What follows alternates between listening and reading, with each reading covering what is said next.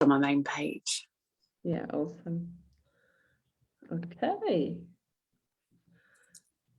Oops. Okay, that should be tickety-boo. There we go.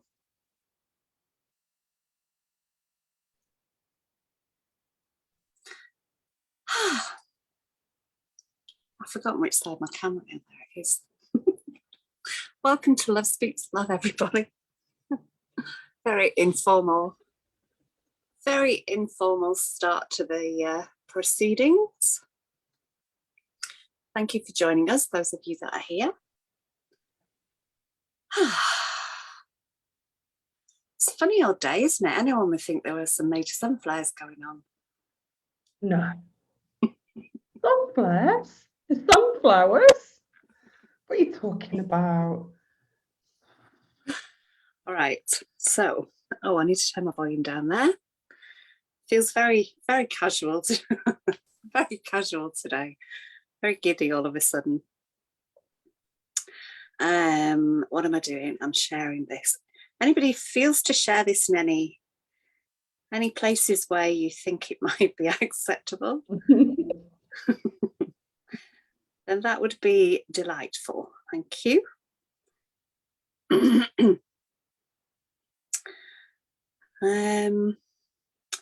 One day I'll have a little theme tune that will cover up the fact that we're doing this.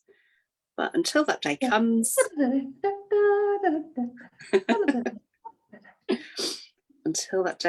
here we are.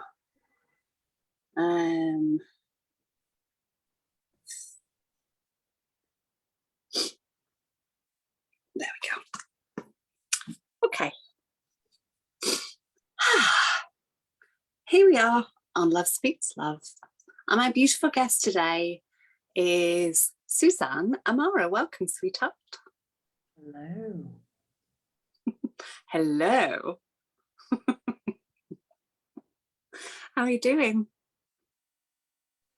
I am here. It's a good start, isn't it? And yeah, how am I doing? I'm not really doing very much. How am I being would be more as it is right now. And it's been amazing. Like last few hours, last 12, 15 hours has been incredibly rich with energy bursts. There's a lot going on in the body, a lot going on in my body, and yeah, but generally it's been extremely intense time, revealing lots of things inside, like all the spaces that I guess the deep spaces that we've left. Definitely some big patterns that have come up for the field that are playing out in groups, and just really, yeah, reflecting a lot, I think, on life. There's lots of codes coming in, lots of big informations coming in, and our senses are changing. So my senses have had quite a large shift over the last month.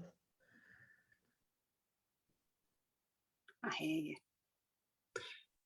you. Yeah, lots going on.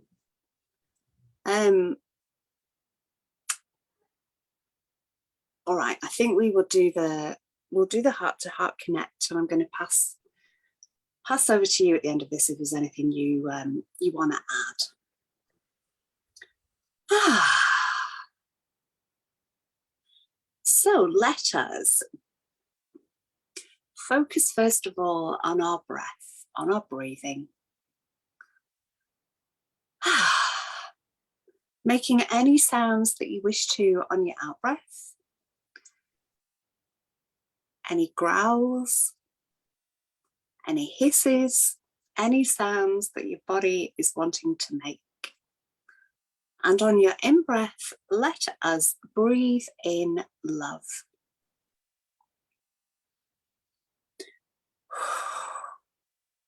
Breathing love into all the deepest recesses in our bodies. breathing love into all the nooks and crannies. Breathing love all the way down to our bellies.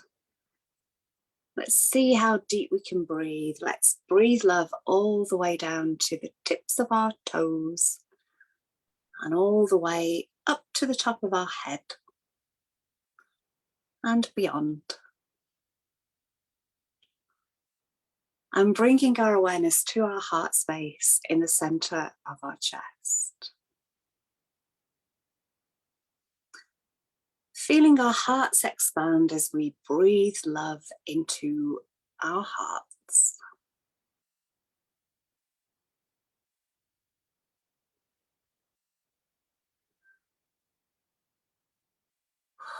And extending that heart awareness out to the heart of the sun.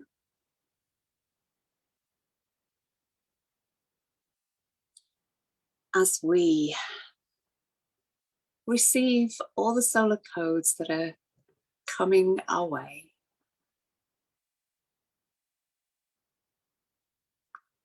And extending our heart awareness out to the heart of Source Creator.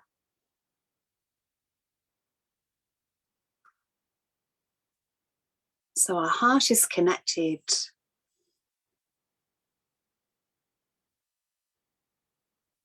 not sure if I said to the heart of Gaia already. I think I might have missed that out. So let us just feel our presence within the heart of Gaia. Within the heart of Gaia, within the heart of the sun, and within the heart of Source Creator.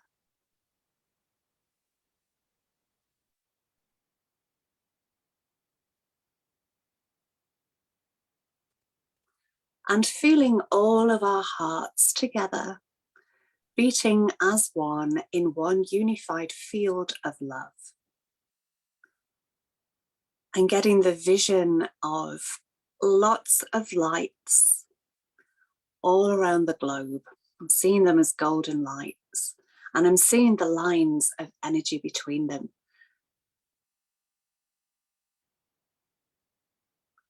And feeling all of us watching on the call, all of us viewing this live or on the replay or on YouTube.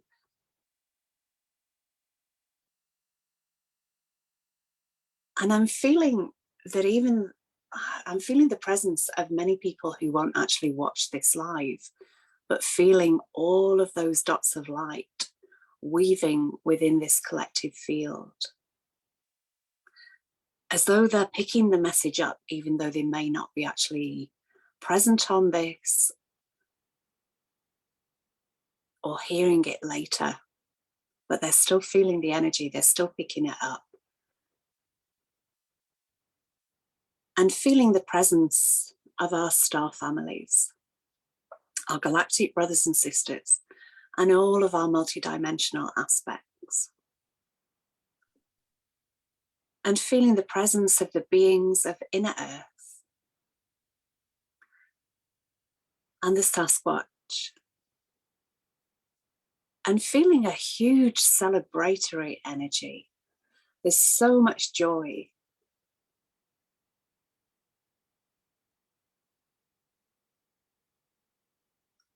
Feeling the presence of the elementals, the dragons, the unicorns.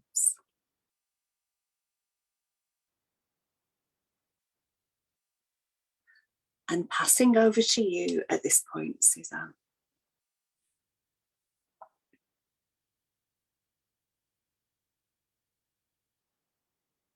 Thank you, Denise. Really being open now to receive into your body, to really arrive here in your body, opening to our beloved source families, and giving your focus inside, really inviting that space. And letting go of any definition of what that space may be, how it might feel, how you might want it to feel. Just arriving.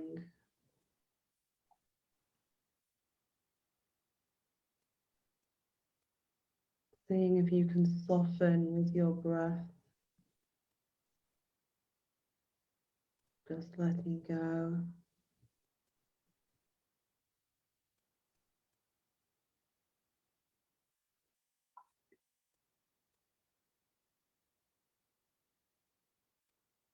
And having a few moments to be aware of all of the little sensations which may be expressing.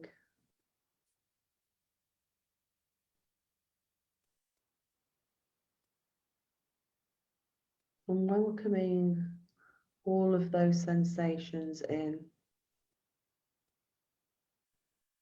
Really embracing your divine vessel, every single divine cell, every single atom, all of the particles that go into that atom, which are responding to our solar emanations.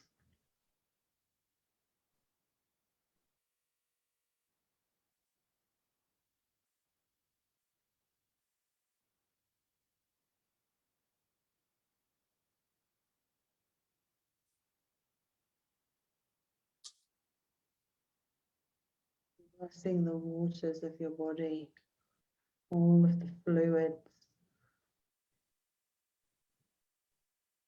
and how these waters act as an intelligence for your experience here.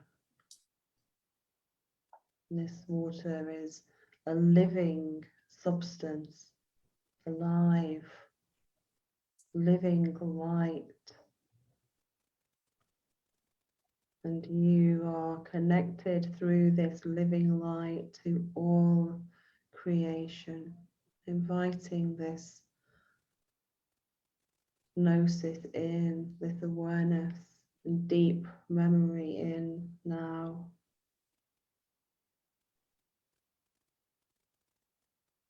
This pure love, the love that you really are.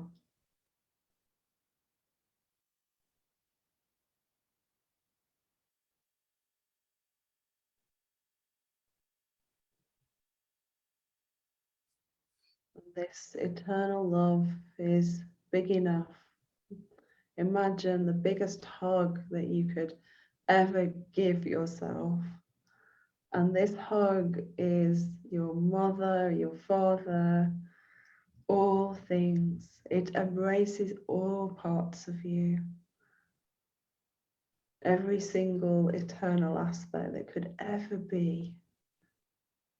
Just imagine that hug wrapping around you now, wrapping around this beautiful body, all that you are, and just holding you unconditionally.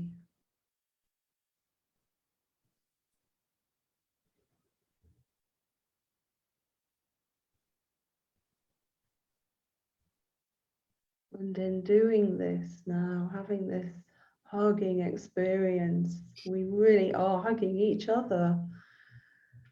We're hugging all things.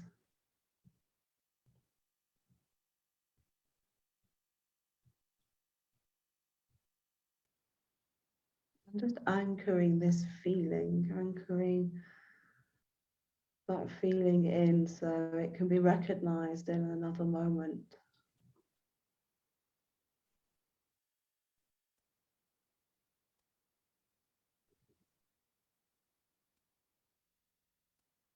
And just gently, in your own way and in your own time, just coming back now to full awareness. Just opening your eyes, letting them open, to be here, embracing each other, embracing our space with love.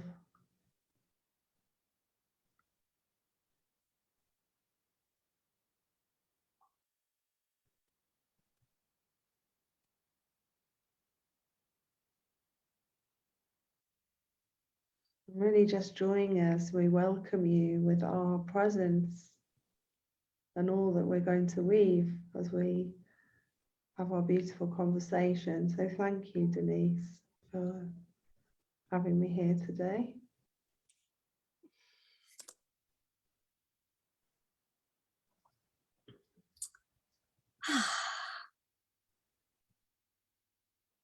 That was really hard to come back from. Yeah. We could just stay there. It's almost like I was like having this feeling that this could just turn into a long meditation. Wouldn't that be nice? We could just have a live pause and receive. Well, I when I did the gathering last week with the what was it? I did the heart and fascia connection, but I think it was in that. I can't remember. I think it was the rose avatar. So like how would you describe it? The essence that is the collective of all of the rose energy everywhere came in, and she came in at the end of that as well. And it's like we were holding hands and spinning round together. I didn't want it to end. It was awesome. It's always like that when you've got a brilliant group and the meditation comes in and you're in that space. It's like, exactly, you don't want to come back. But the beauty of it is that you've anchored it in your framework. It's in your quantum field, and so any experience that we have, once we realize that we can go back and access this really instantaneously, it just is, once you're open to it, you're open to it, aren't you? And you can go back into that space. But I think we've maybe either not believed it or resisted it as a fact, that we, once we've had an amazing experience, then we can go back into it the same way as what's worked, kind of not against us, but it's what's kept us in certain loops, is we entrain and then code ourselves with these experiences and then hold on to them. But in the new meditation sort of framework and the way we're experiencing things, it's not held in the body now, so it's held in the divine architecture. So we can just go back at any moment and replay these beautiful experiences. So dance with your rose energy, dance with the unicorns, be with these spaces, because they're going to just keep coming more and more. It's coming in for us now. So you are still in Egypt. You've been all over the place, but you're where are you now? I'm in Luxor at the moment, but I'm about to go to Cairo. Sorry, I'm just stopping the trying to get the comments up so I can see the comments. So I'm in Luxor and I've been here for a while. I've been living here. And loving being in Luxor. That's Thebes, or was the capital of ancient Egypt. I've travelled all around. I haven't been to everywhere I'd like to go to yet, because there are certain lines that I want to walk, sacred scene lines. But I'm going back up to Cairo to complete some work there in the next few days, and we'll just see what unfolds.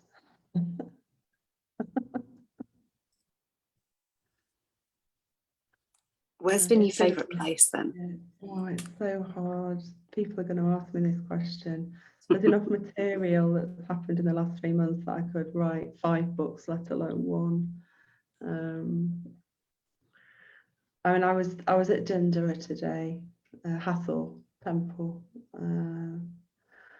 I think of all the temples, that's my favourite. There are many reasons for that.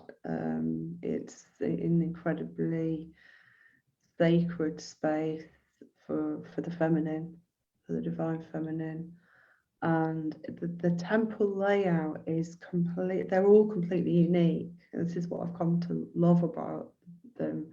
They're all completely unique, but this one more than any other is like, I've dreamt about this temple for years before I came in this temple, and it's still uncovering its mysteries. Like, I've been several times now, and it's uncovering its mysteries every time, deeper and deeper and deeper. There's literally the codes just arrive.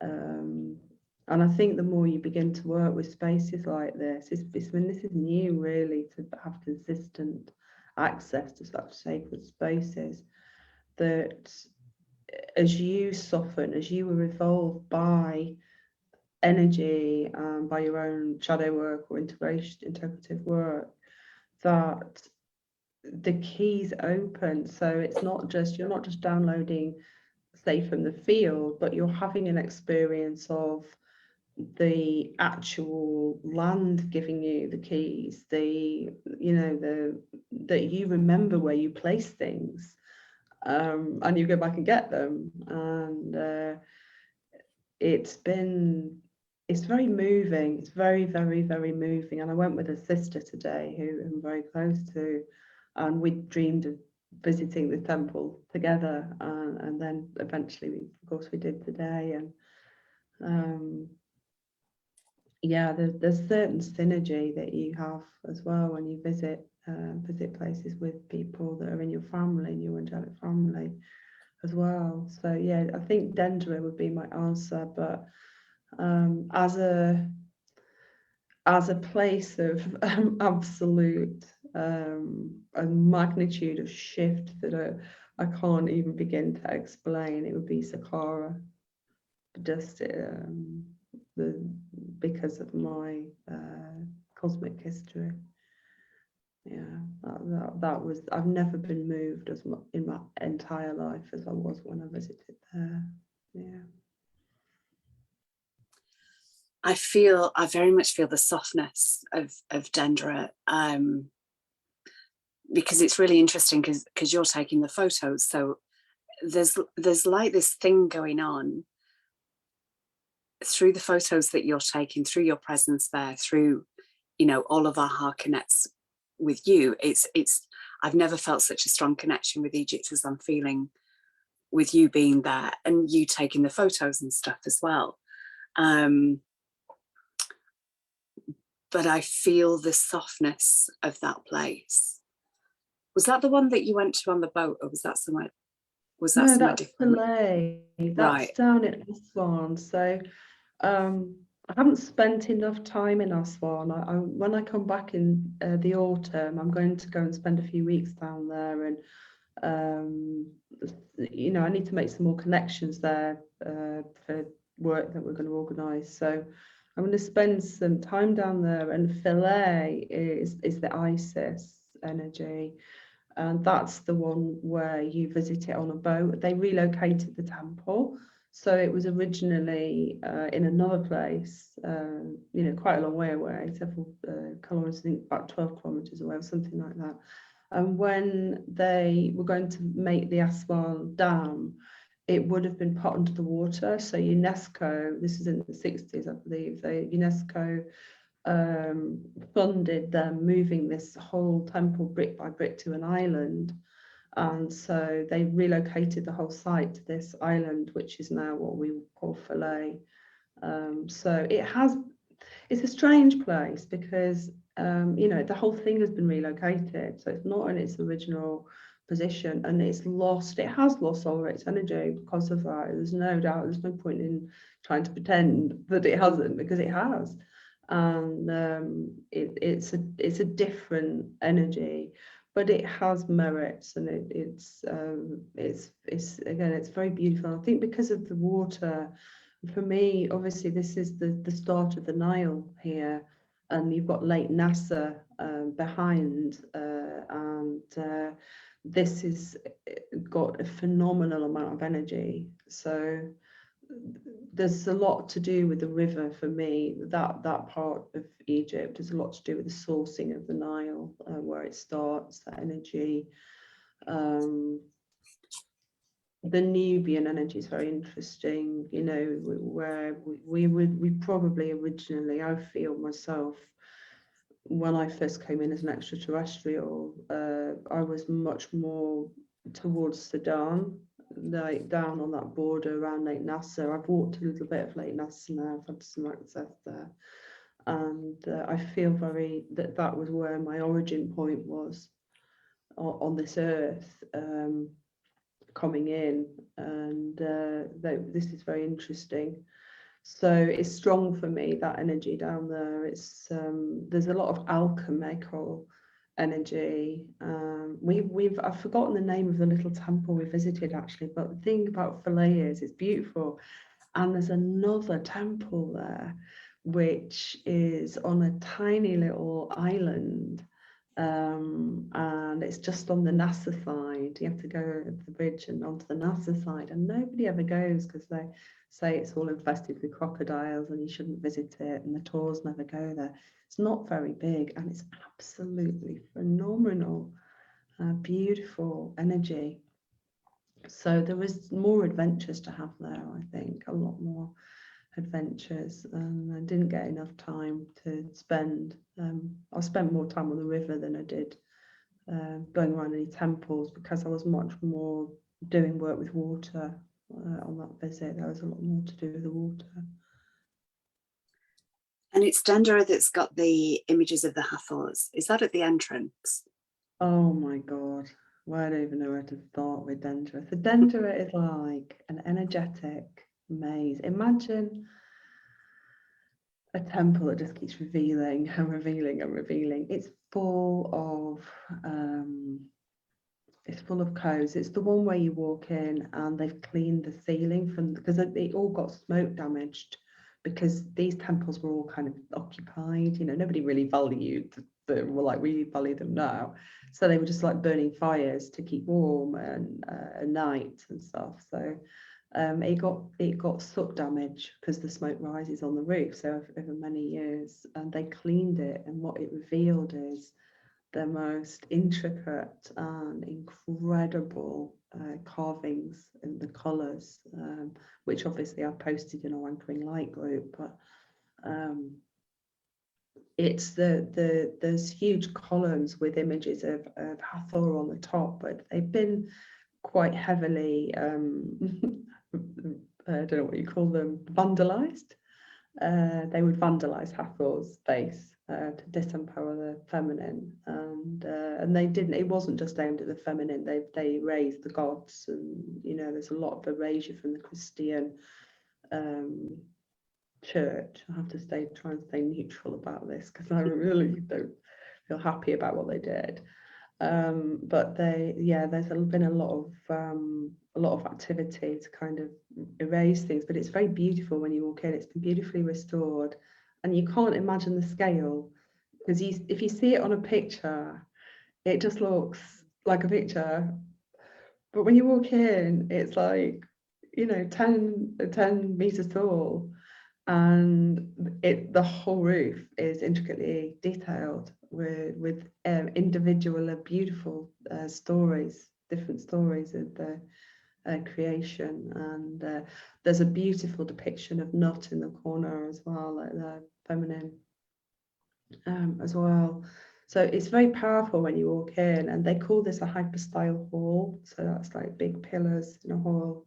Then you walk through there's another hall that hasn't been cleaned yet, and it goes back to a big chamber at the back. But around the temple is all of these little chambers, and they've got secret little rooms in them, and all kinds of incredibly interesting reliefs on the walls. I've got some cracking pictures, but there's some.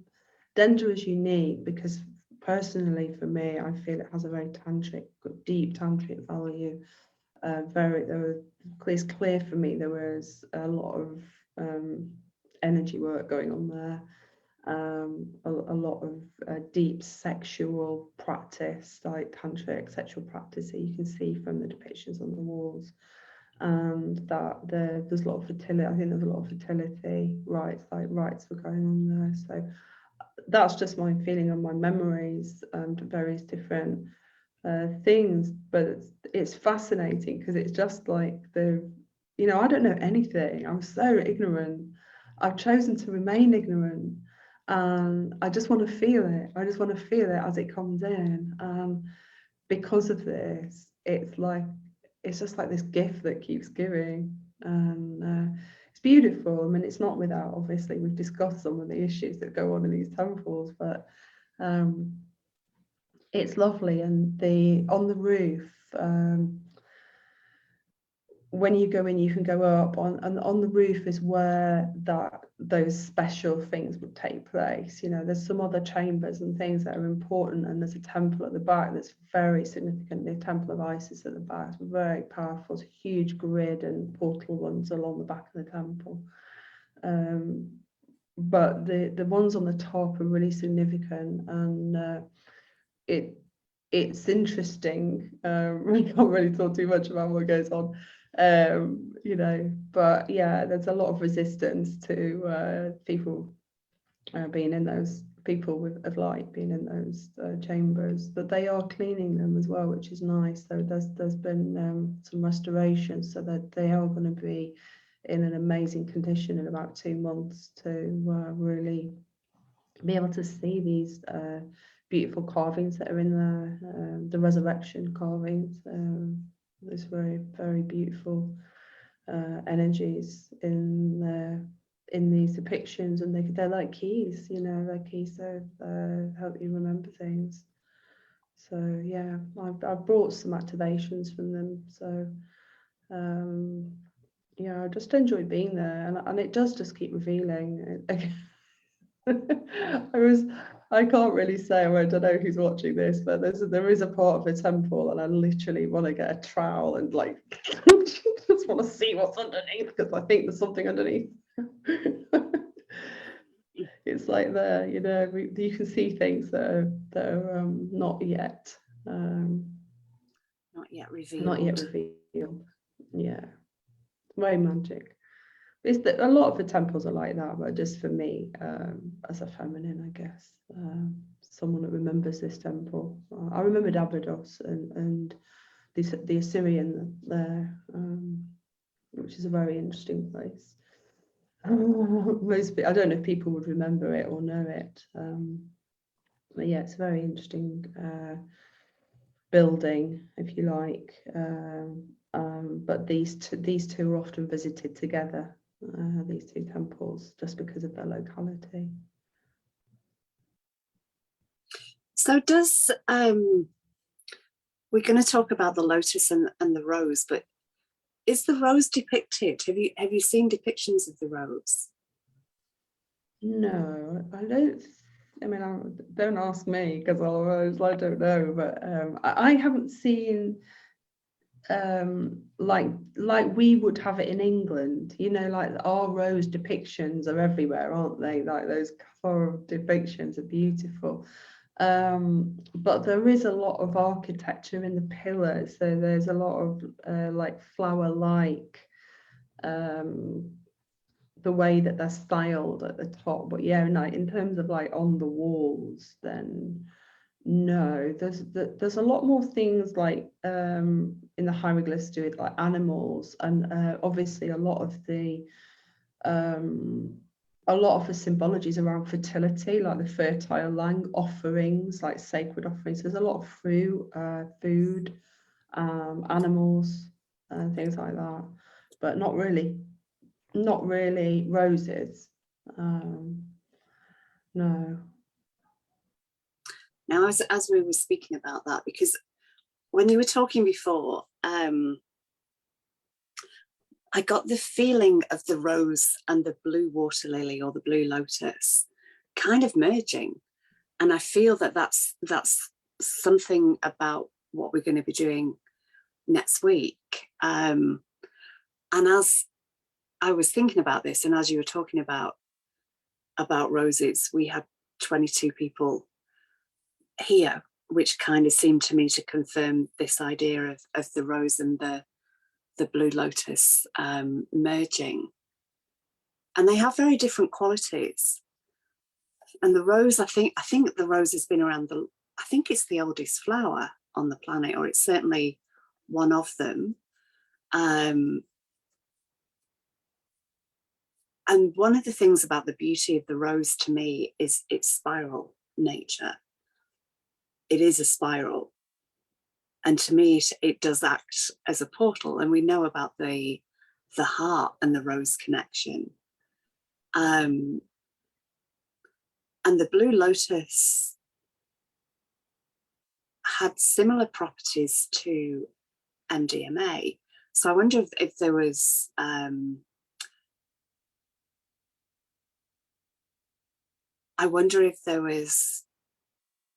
like a heart third eye opening with the lotus. So I do feel the lotus has heart energies as well. Did you want to come in there? Yeah, I think there's a massive link, but I think the lotus is more with the waters, like the Nile. Everything around Egypt for me is like the spine of Egypt is the Nile. Everything is around the waters, because without the waters it wouldn't have no fertility. So the lotus for me is like, although it is of the land, it has more representation with the water. And the rose is a more like a representation through the earth. But both of these, as I've sort of had some more downloads, I feel like these are eternal architectures. So like some flowers that we have here are like just for earth, like the same as in the Arcturian planetary system, which I know very well, has its own flowers and plants, but they all have a form of a rose and they all have a form of the lotus. So for me, these are like celestial or divine architectures. And so there's a principle of the light architecture or the sound of what we're bringing, which is through the eternal principle. So when we marry the two, it's like the earth and the matter and the water together, this is a synergy, which of course right now is getting blatted by solar rays. And the solar rays, I mean, we can't talk about the solar ray. So the solar synthesis is huge, and it's just literally going to evolve this through the architecture of the water and of the matter. So marrying the two flowers for me is like, this is the alchemy that we are, especially the feminine. Like, we are the ones that did the major types of these flower alchemies and the elixirs. And we hold this in our architecture. It's very sacred for all beings. Whether it doesn't matter if you're a man or a woman. We're talking about the feminine, when we're talking about the feminine woman. It's a special place of our divine, opening. So yeah, it's, for me, it's so relevant, and it's just evolved. All this stuff have just evolved. It's not like you can sit down and read it in a book. It just is here, isn't it? We talk about it in conversations, and then we get downloads, and we play around with it, and it feels amazing. And yeah, so that's really where I'm coming from, I think, with this. Is it's going to assist and support us to be more embodied with the solar synthesis, which is going to carry on. We're just going to be like blatted with some solar energy until we evolve. Yeah, it's our cosmic portal, isn't it? It's yeah. So it's quite hard to concentrate because the top of my head is pulsing like crazy. so much going on. And this point as well. And down here, like down the sides of my neck. Yeah, there's so much energy coming through. Okay, so I'm going to Glastonbury next week. Little tail wagging going on there. And I think the time before last that I went to Glastonbury, and when I went at the top of the tour one time, and I was inside the tour, which I don't always go inside or stay very long in there. But I was just drawn to go into meditation space and close my eyes. And instantly I was like transported at great speed, like energetically into the tour, like down, way down, way beneath the tour. I couldn't really see too much, but the being that was there in front of me was Osiris, and he was green. And that kind of surprised me a little bit because I was in Glastonbury and I was like, oh, didn't really expect to see you down here. And he presented me with a scroll. So I feel already that there is a Glastonbury Egypt link, and obviously they're big power spots, but I mean on a different level that I'm not quite getting to here. There is already a link between Egypt, the pyramids, and Glastonbury. And so we're joining forces next week. So Susanne is going to be in Cairo and I'm in Glastonbury. I felt giddy since I almost burst into laughter as we started the meditation. It's like I'm being tickled somewhere. Yeah, so we're joining forces next, I think it's going to be next Thursday, the 7th. And we're doing a collaboration, and we're still unpacking what we're going to do. It's still kind of coming together. But yeah, so part of the unpacking, the unveiling, I think is taking place on this call. I think, we've unpacked a little of it, but I think we're going to continue unpacking it. And the rose and the lotus to me are really, really key in it. And that merging, there's something to do with the Albion spine. Yeah, it's two spines, isn't it? Dragons. Yeah, just because that's that spine, and then we've got the water spine. It's the same, the land and the water, because it's going up the spine of Egypt, the Nile. So we are just unpacking this life, completely intuitively, because this is just running the whole length of the country. The Nile is like this flood, and the spine, the Albion, is this like massive spine of energy. So it makes sense, and it makes a lot of sense. We're merging the spines. And there's something dropping in about the essence of the two waters in Glastonbury, the masculine and the feminine, like the red and the white coming together as they do there. I don't know what. I shut my eyes and I just have the same vision of the codes that I got last time, which is you've got the golden chalice, like Rebecca's golden crystal alchemy bowl is like literally that, the chalice, and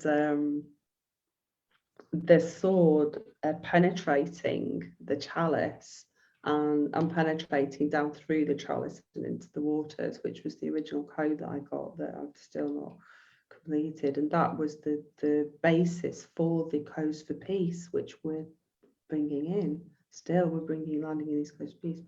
So for me, this is massive. All of that is, everything is linked with the waters. And it's also, I wonder if with the solar energies as well. See, I have a lot of visions about water, and I know you do too. We've done 2 water alchemy workshops. And I really strongly feel, and have felt for 10 years, that there is another state of water. Water is divinely intelligent and alive. It's a living light substance. And this substance is also what we're made of, but we forget because we just identify with ourselves in a weird way because of our brain. But the substance of water as a divine liquid has another state, and also that it's quite possible that we are already in a liquidized state. You know, I'm happy to talk about it now. I really feel that although we perceive ourselves as dry land and breathing air, I feel there is an overlaid state, that we are in a crystalline realm, crystalline state. We're living it and breathing it here. We just don't notice it. And that's much more of a liquid state. So we already have the apparatus to breathe this with our light bodies. And when this is more coherent with the solar energy, the water is going to change its state. It's going to enter this new state of being where it's much more conscious, and we can then work with it. Because we can work with the water, like, you know, the same way. Once we learn to work with the water, we'll work with our bodies, and things are going to change in a very different, we'll change things in a very different way. So the alchemy that we're bringing here for me is code to assist and support the synthesis of the solar energy moving through the water and the earth in order to help support the process, because this is a process that's just ongoing and natural. Like, we're not going to make that process happen. You know, who are we? We're just here to support and assist, bringing the architectures around what's happening for our planet. But it's a planetary ascension. You know, we're part of it as part of the planetary body. So yeah, I don't know where that came from, Denise, but that was obviously important. I wrote down at some point in that water is the weaver, because water is the weaver between all of the elements.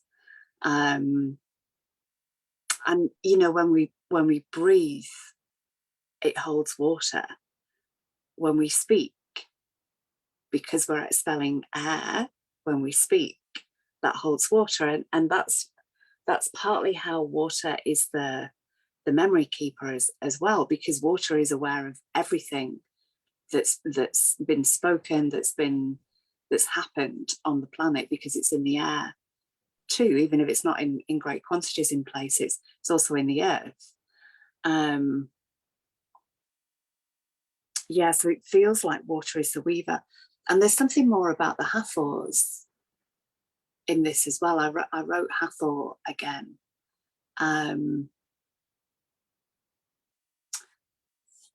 That might be the moon link. Is it Hathor that is seen with the bull's horns and the moon? Is that Hathor? Yeah, there's loads of symbology in the temple.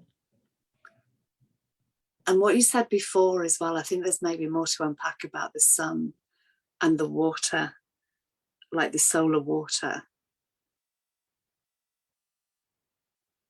Because Egypt feels very sun to me. It feels very solar disk, but it also feels very water with the Nile, even though it's maybe only through the Nile. It's not got heaps of water, but there is some sort of balance there, maybe. Something in my ears. It's like, oh my word.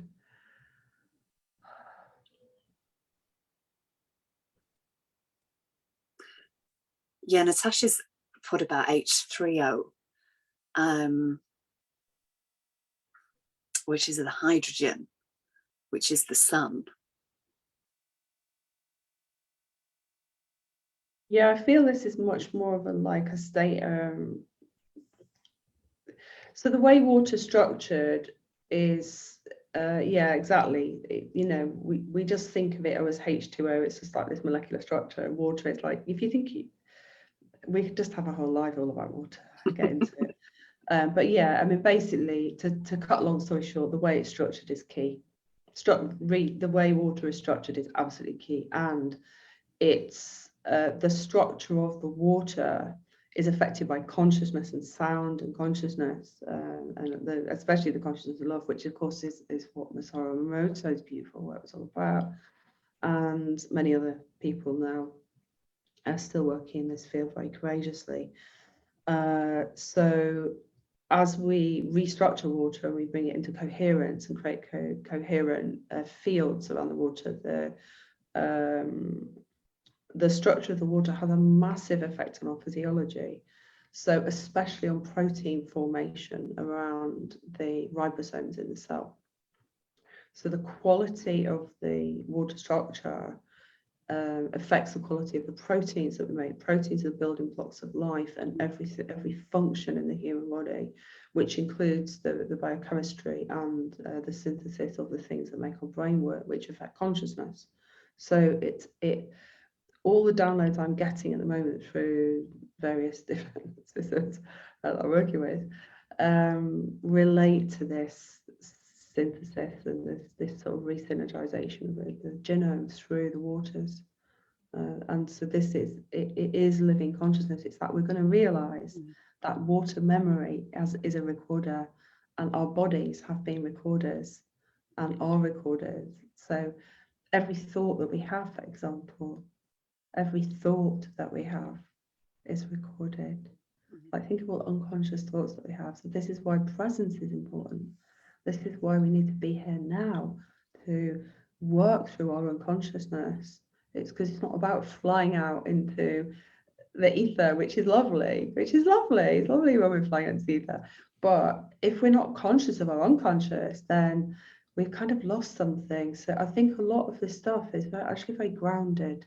And I'm much more interested in grounding this work in and having concrete reality experience sort of making, because what's actually going to happen is as we bring this in through our body, we embody, we become the living light, and then we're going to be able to actually, we'll clean up the planet really easily. All of these things, as soon as we start to respect water, it will respect us back, and the earth, and it's just such a beautiful process. But yeah, this is how I feel this work is going to help support all of this process. Yeah, the dolphins and the whales are getting mentioned in the comments as well. That feels, yeah, that feels really key to what we're doing next week as well. And interestingly, Susanne and I first connected over water in Keepers of the Codes, like in 2018. That was our first connection. And I got a while ago about connecting with water consciously, and what she said was really beautiful. Like, we use water in some physiotherapy, for example.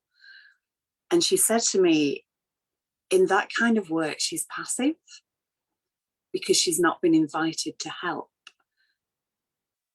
But her presence and her support in that could be way stronger if we bring her in consciously, so that she's more active in the support and the help. And connecting with water has been, it's about a year ago that I really strongly started connecting with water. I think it was in the snow. So it was winter. And she was guiding me as to how to work with her more consciously on a different kind of level. I'm just gonna connect with the dolphins and the whales. And I'm very aware that water's been going on for me in my connection with Australia as well. The area where most of the floods have been is my Australia home. That's where I still feel I'm very much anchored into the land there, into the rainforest and into those areas that have been flooded.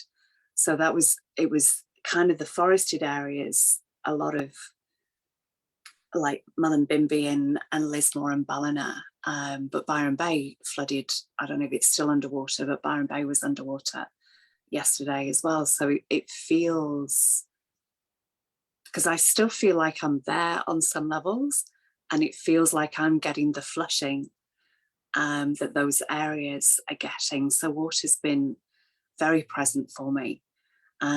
Today here, we've had all the forms of water, thinking about it.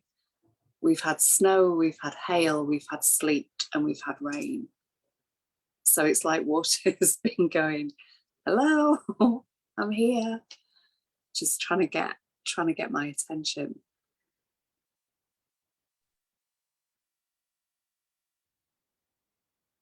I'm feeling I'm gonna have to bring some light language in because I can't keep my eyes open. So. I'm going to suggest we've got like activations coming in left, right, and centre. We either do the rest of the show with just eyes. It doesn't feel like my eyes are closed, like I still feel, even though they're closed, I still feel like I'm seeing through my eyelids. And I'm seeing a massive, it's not massive because I'm not massive, but a big octahedron with the one at the top point here. There's points at the side, so it's not actually an equal octahedron. It's like smaller at the top. And it goes down to that point that we worked on, kind of between heart and solar plexus, just below the lowest rib. So it's a diamond, and I'm very much feeling the diamond frequencies coming in.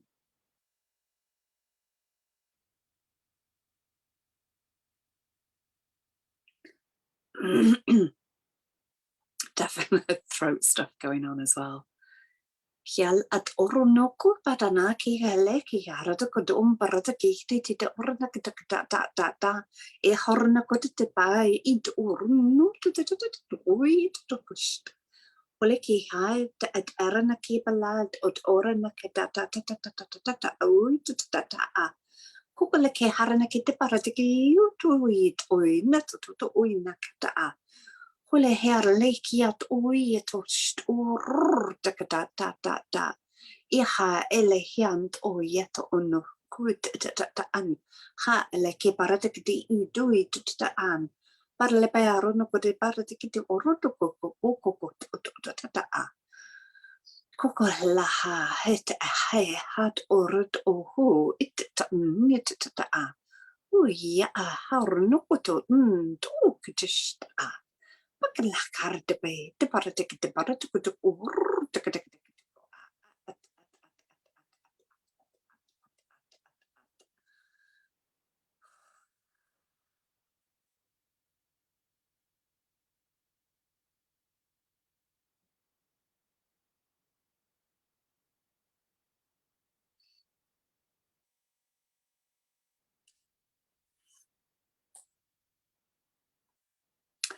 You're muted.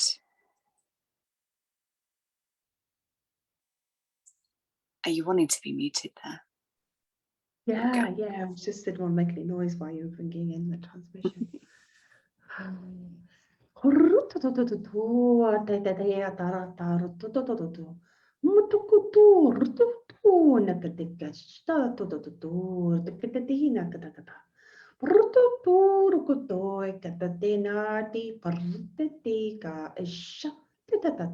Rotunda ik anno sakudoto.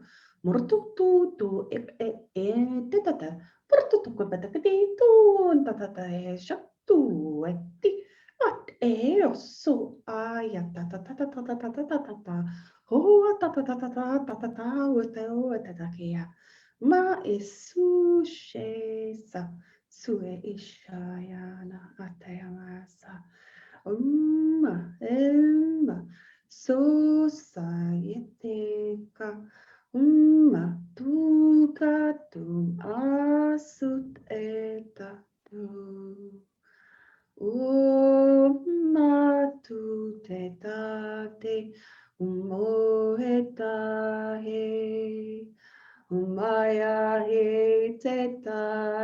tu ikea. Mayata makoa patea. Ua haina ete kiapa. Umpate no na toe kina kupara kutea. Mata patia la kueki. Ala la lekta. Ula la no soeliki. Ala la le sua hitia. Tupaki ana kukate. Uta ikiki na patiki a luka te tanu ata. Kula ke pite shinta uta na kapia sunatakava. Eta ki shara katuna rakiata. Brut u seka masaruka. Eshare ekia etana ekesa. Rat elevana tola teven tayanaha. Elala sura tebeki ya ye. Aya ya yesa, aya ya yesa, aya ya yesa.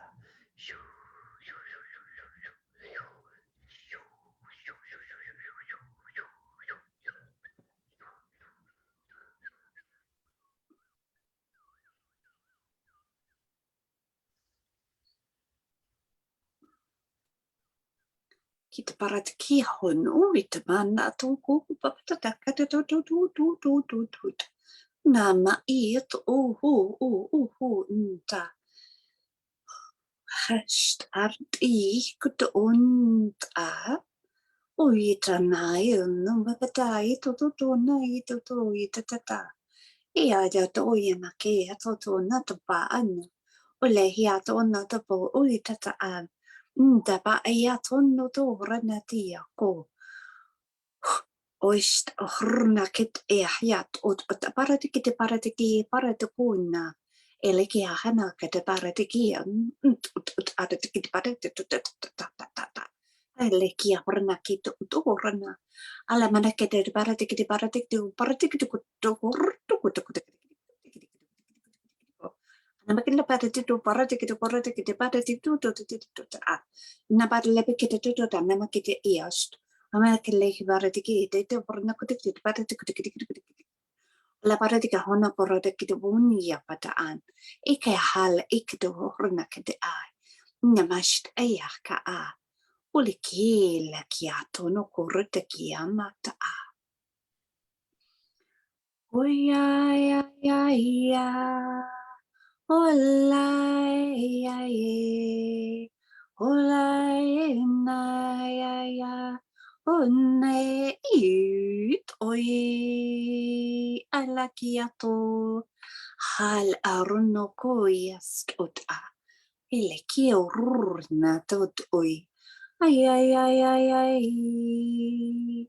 ai ene I ot urun akta na para te kit urnu kata papalla pakite te para te kite kudu tu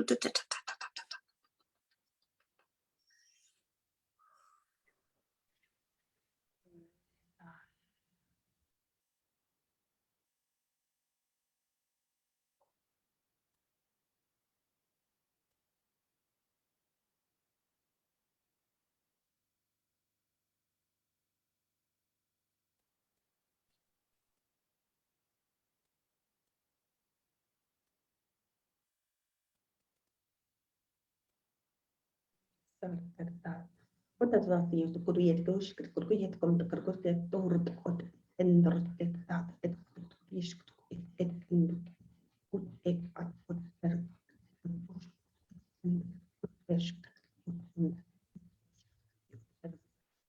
end it put is the tam dort is alik it erid it usht it usht Ristava ei art ellat undat ellat endat esta. Hush.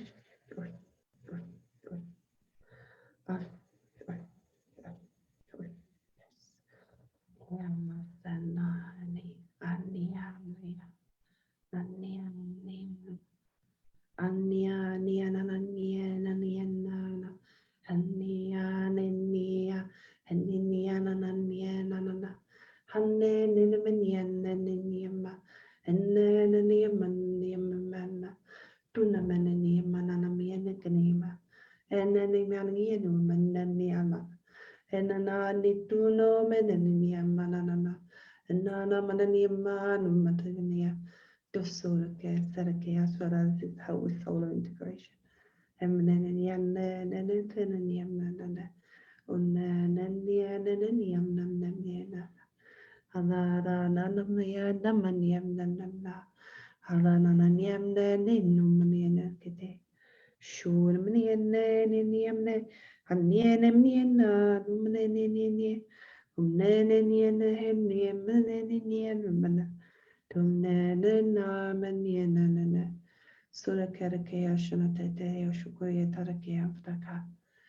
Thank you.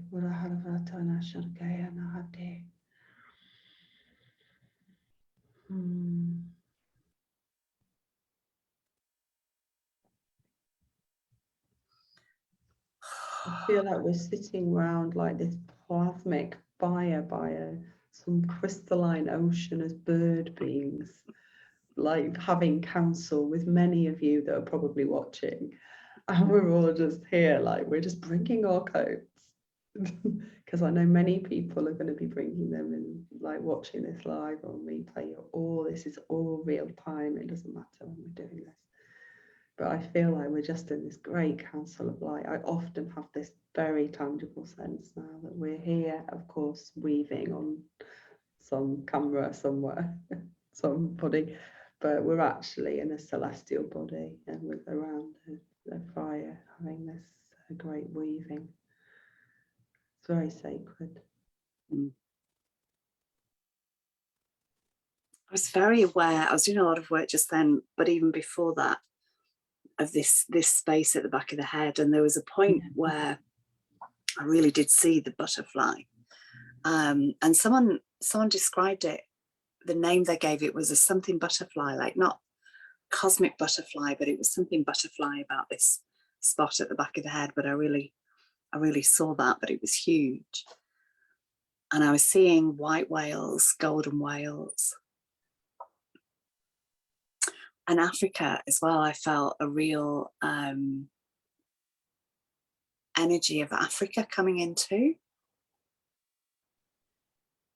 Yeah, I've had a lot of things with the elephants actually. I haven't really spoken about this online or done much coding, but we have had a couple of little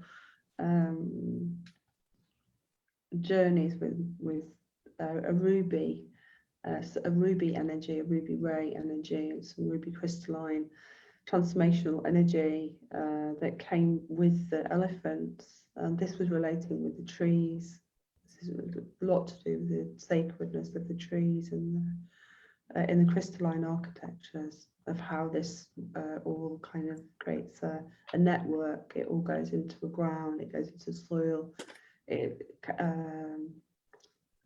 links with the mycelial network, and how creation is created, the fundamentals of how creation is created. So for me, the elephant is incredibly potent weaver of this, I don't know how to describe the celestial architecture, but the embodiment, there isn't a word really, it's the embodiment of the celestial architecture into the body.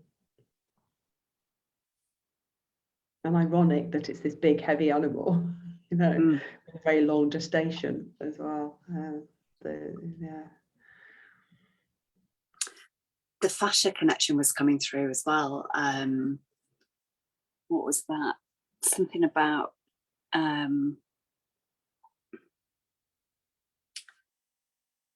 like because the fascia holds light, it's got this amazing quality of being solid and liquid, but also carries light and consciousness in the body. So I feel that there's something about that as well.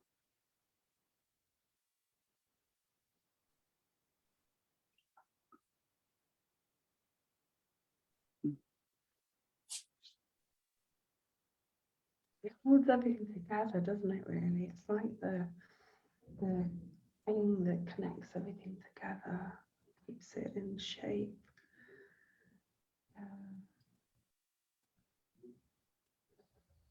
And spider energy's coming back in too. Yeah, I can feel like cosmic. some of this doesn't have form, like we have traditional trying to make words for things. It doesn't work anymore. I'll explain what I'm seeing. I've only got no words for what I'm seeing. But yes, there is this. There's a wide field architecture for the fascial linkage, and yeah, it's definitely carrying significant potentials of light, and so I think that's it. I mean, I think you've spoken about it so eloquently and beautifully as to why it's important for us to free up the space, and basically to free up our bodies and bring this online. It's very important for us. It's the communication as well, because we are communicating in a different way, and you know, we've been very hemmed in by our traditional senses and words, and you know, the ways of communication that we've developed as humans. And of course, you know, the way it's been developed, let's just say, it makes you heavily reliant on certain things. And so why would God create that, basically? Why would God create that as the be all and end all? I mean, you've got all the architecture side of you ready to express. So that's, I think the fascia has got a big role to play with the water to help us and assist us to refine that expression through our experience. And whales used to walk on the land. Their bodies are quite similar to ours, in I think, as I recall, in terms of their hips. I think they have almost like fingers in the tips of their fins as well.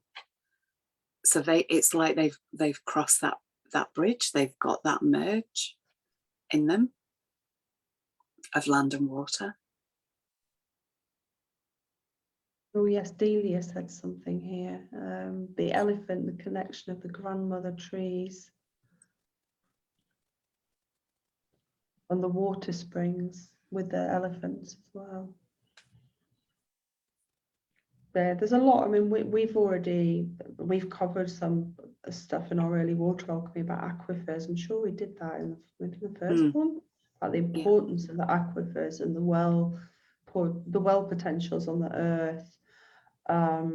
Even if they're dry wells now, these aren't like necessarily wells that are dug by humans, but they can be, because they're over natural springs and things that they're like acupoints, or acupoints, pressure points, or meridian points, and they're important.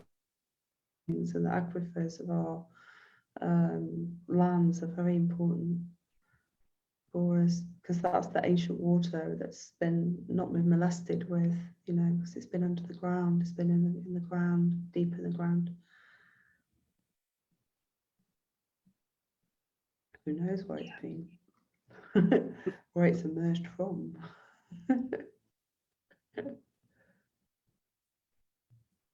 Yeah, Michelle's mentioned the turtles.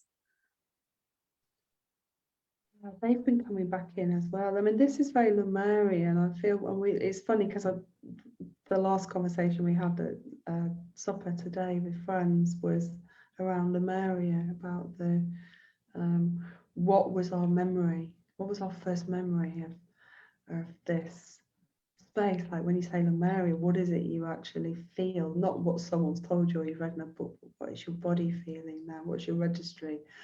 And it was like, oh my gosh, when there's 3 people remembering at the same time, it was like, so I can't imagine what it'd be like if you had 20 or 30 people having that emergence. It was powerful, very, very powerful. And yeah, I feel that this is a lot, the synergy is a lot to do with this type of,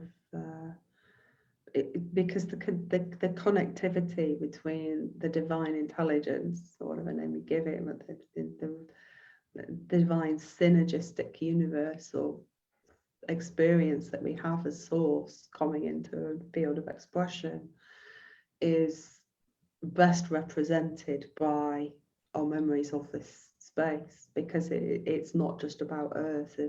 that is a space we've lived many times over, like many different places. So it's a very deep connection with creation as and a respect and an honoring of this creation. So as we're getting buffeted now by all this stuff, and like we're literally like, you know, with the fraps coming up, it's all on display, it's like all the skeletons are all like, "Wah!" We're literally going to full transparency, there's nothing can be hidden. So I mean, pretty much the sooner this happens the better, because you know, when we're all transparent, there's nothing to hide, and then there's no shame, and then there's no coercion, there's no manipulation. So this Lemurian, we didn't have these things initially, because we just had this pure state with everything. And that is, I think that's where all this support is coming in from. It's coming back to support us now. These are our parents, our children, our brothers, our sisters, just in different forms of presentation. And it doesn't really matter how it presents, does it? Because as long as it's supporting us and helping us, assisting us, it's helpful.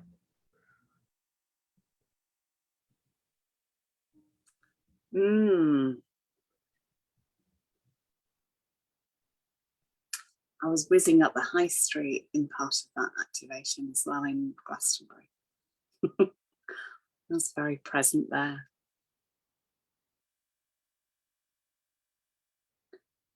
Yeah, the White Spring seems very, for some reason that's really popping up.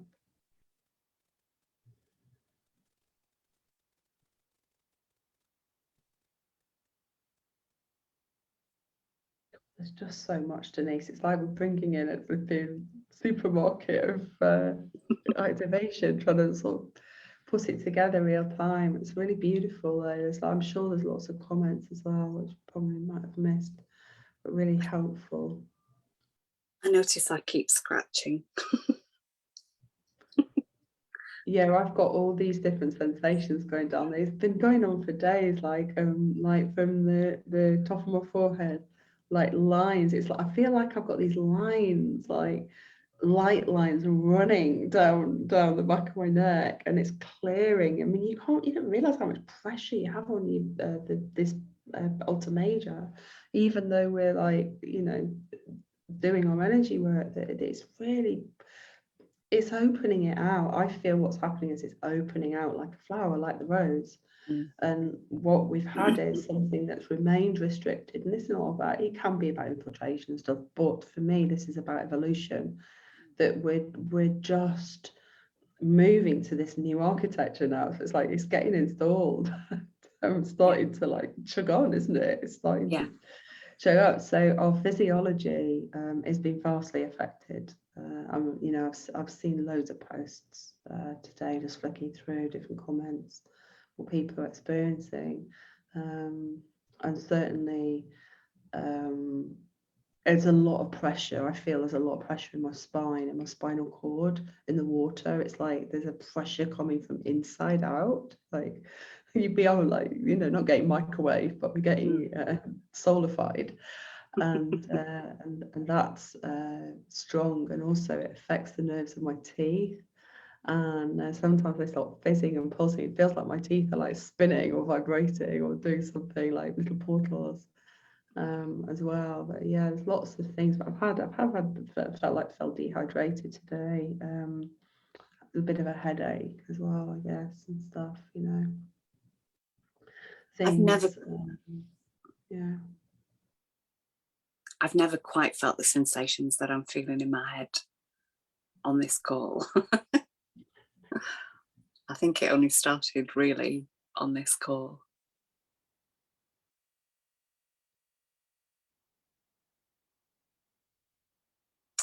Is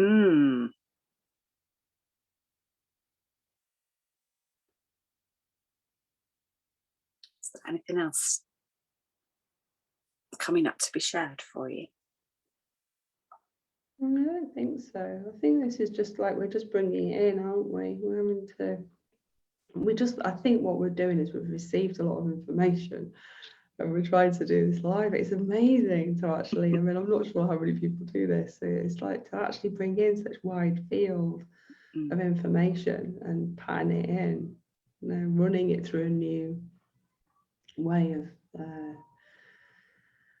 like it's like we're trying to field it in, but our systems are kind of evolved and new, so it's beautiful. And we've got our family with us as well, which is really beautiful. So it's amplifying. Yeah, like my whole head is now pulsating. It's really really, really strong. Yeah, I don't know how other people are feeling. Yeah, it's like both ears are ringing. Yeah, like loads of people have been saying their ears have been ringing today, and hearing sounds, and fingers vibrating as well, things like that. So, I would just advise anyone with these experiences, just really look after yourself in the way that you know how to look after yourself, without anyone saying, but just really be care, like lots of self-care, lots of silence, time away, resting and stuff like that. So we definitely need it in these times. There was something that I saw when you were speaking before. You kind of brought your hands together like that in the front, and I saw this beautiful, I don't even know if I can describe it. It was like all these dots of light with lines of energy between them, but very, very fine, very, very detailed. It was like if you could knit light. It was almost like crocheted or knitted light. It was really, really beautiful, and it was all in this kind of like pattern, but I could see it going like through your body. I could see it at the front, but I could see it like going all the way through too. And that felt almost like a circuit board too. It was like, dots of light, and as I say, with connections all between them, but it was really beautiful. But like a new light temple, it was knitted. You're activating me live. I'm like going, gosh. Yeah, because that was what I woke up with this morning. We just briefly touched on it. It's happening more and more, that I'm seeing, for want of a better word, I'm seeing the etheric or the light genome in a technical way, like a full technical way. And the relative to that is how the light is sequenced, and I think that's the notation of the sequencing, that it's intricate, and it's not like we have such a formal way of making shapes and stuff, but quantum field is it's much more liquid space.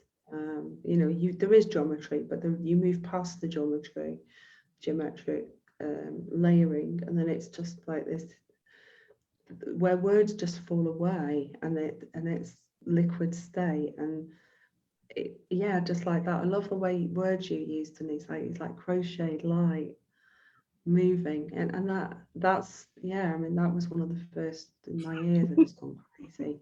I literally got so many sounds going on in my ears.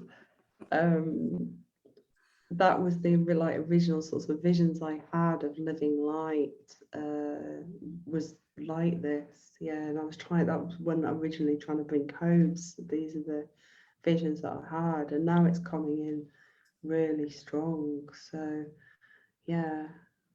it's definitely here, and I'm pretty sure just talking about it will be that many other people will be feeling it, and it's been in my codes, but I know I see it in other people's light codes as well. So it's universal. Knitted light geometries. Yeah, isn't it lush? Yummy. Yeah, it's liquid light, Natasha. That's right. It's everything that we can feel it, and it just is. Gosh, I'm feeling so blissed out right now. It's hard to even speak. There's so much love. Like, oh my God, we're gonna have to have new words for love. I just feel immensely grateful. the journey as well to be here.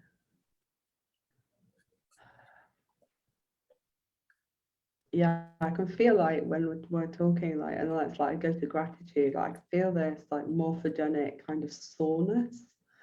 So in the field, for any of you watching, so if I think of a morphogenic field of humanity, I'll just take a human, like what's going on in a human, as a representation of the morphogenic field, and then I can see like when you go to gratitude, because this is a new breath, just like the back of the neck is opening like this rose. The heart is like this crystalline rose as well, and it's like opening, and it reaches this gratitude point where it's like literally you're gonna just like explode like supernova. But it's sore. It's sore because it's like the fascial tissue. It has to be stretched, and we have to do this a little bit gently right now. Yeah, like just gently stretch it with this plasmic light. Yeah, just breathe it, and it's okay for it to hurt. So when we're having pain with this cosmic waves, it's actually okay. Like let it be sore, because if you're breathing into it and giving it light and being in that gentle spectrum, it's going to ease off, because it's going to get used to stretching in that way. And it's orgasmic, and don't be afraid of that. Don't be afraid of being in multi-orgasmic space. You know, you can have an eyegasm or a heartgasm or a throatgasm, because your body is like orgasmic. It's built as a space of, and that's a divine pleasure and a divine connection, not like a sexual orgasm where you just like peak and go to sleep. That type of thing. So we're getting more used to this sensations. I've got more ringing now. I'm talking about this. So this is it, the steps we've kind of stepped through in this live. For me, are like this is kind of how it rolls. Yeah.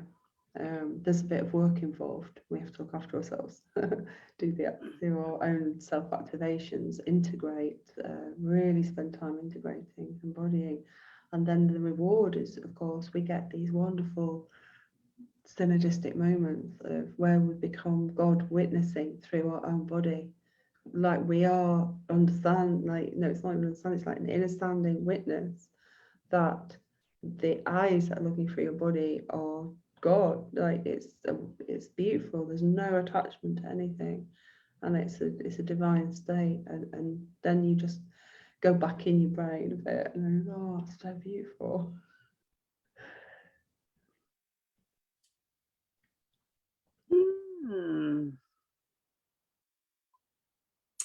On that ecstatic note, I'm feeling like we might be complete. I think we're good.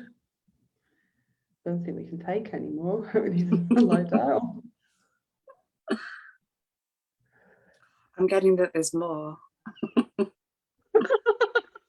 Maybe we can save it. We can save it. Oh God, my heart is going crazy.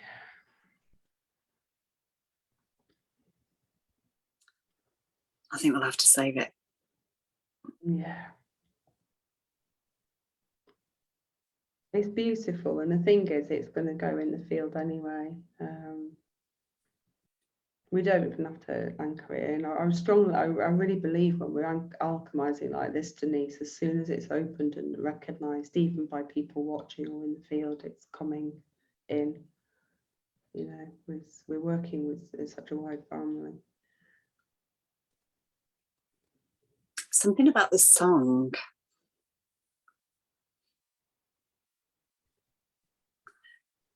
I think it was Michelle that put this earlier. You know, the sound of everything that we've mentioned, the sound of the light, the sound of the plasma. And it's almost like we hear water when it's hitting something, when it's crashing down on the earth, when it's, you know, when it's a wave crashing down. But we don't necessarily hear it when it's still. But the water is still emitting a sound, it's still emitting a frequency. I don't know why I'm being asked to say this. very wise, sage-like wisdom, Denise. like we should have Boggy on, or Joseph Delaney. Yeah, there was a moment there. Yeah, the still waters emitting energy. Well, it's like our still waters. We don't have to speak. We're still emanating. The stiller we are, the more we emanate.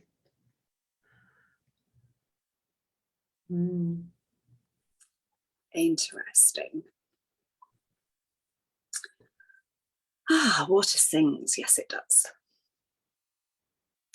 And actually, it's interesting you say that, because I have to sing by water, or in the bath or in the shower, and I feel like it's water is singing through me.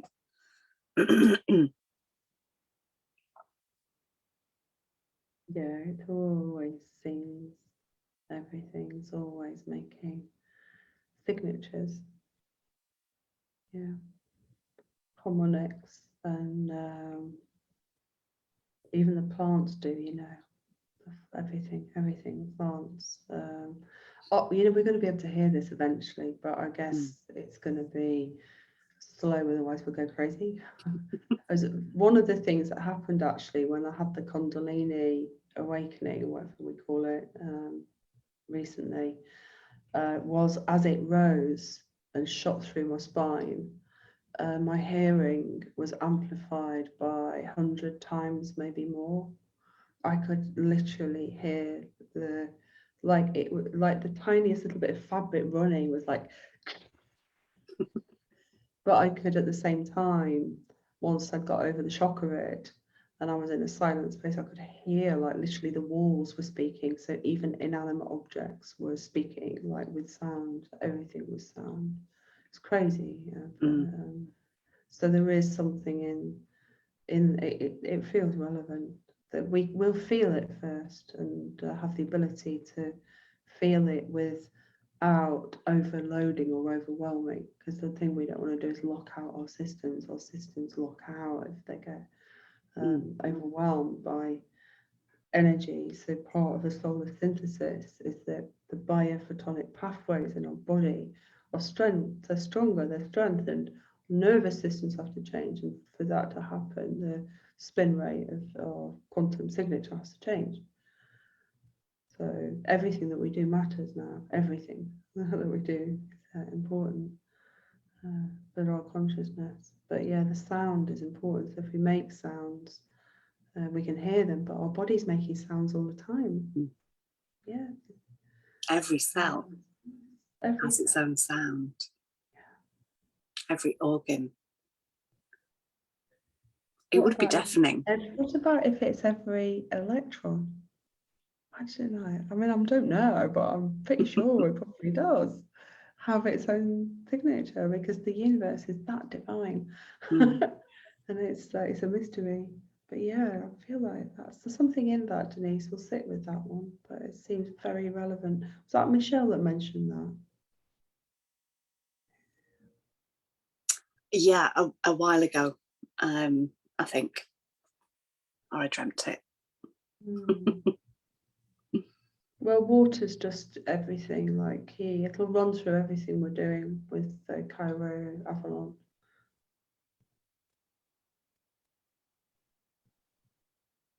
Yeah, I think we're complete, and I think what we've got is a beautiful, beautiful bank of energy to bring in our group space. I can't get the words out. I'm trying to move words now. I can't get Our event. Okay.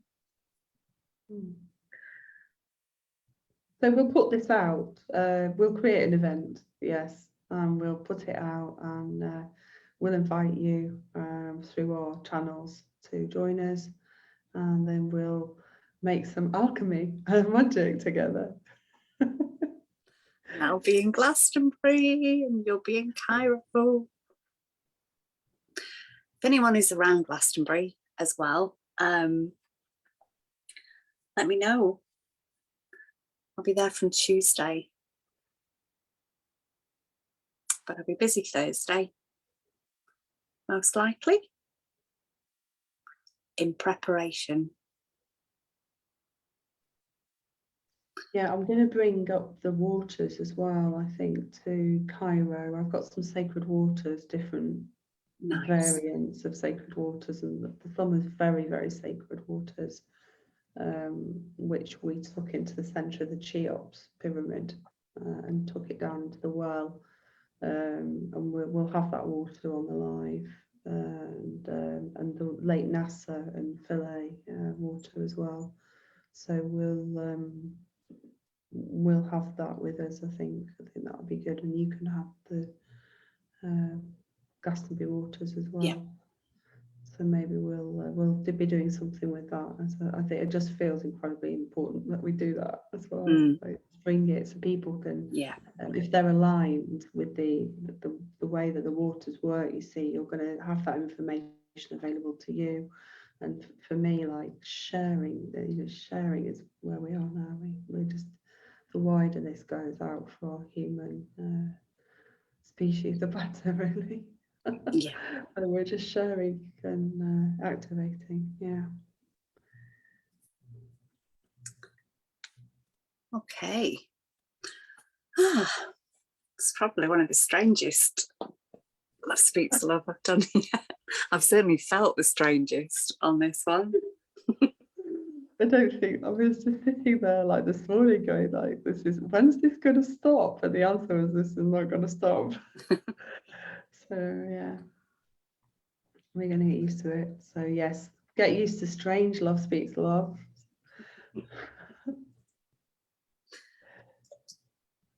All right. Thank you, first of all, Susanne. That's been a very strange, very beautiful, and very strong energy. Oh, my hand, my word. So much energy coming through to my heart. Yes, thank you. Thank you so much. And thank you for all you're doing over there in that very special place as well. And thank you to everybody who has been with us on this strange call, that stayed with us. Thank you. And thank you to everybody who is watching this on a replay or on YouTube. And we will post the event. I'll put it in the description for this as well once we have it. And I'll put it in the description on YouTube too. Or message us if you're wanting to make sure that you hear about it and you're not in our regular send out groups. Anything else to say? Just a big fat thank you and a big fat love, love, love, love, love, love, love. Thank you for everybody who watched this live on replay, and everyone, everything, every potential. Love, love, love, love, love, love, love, love, love.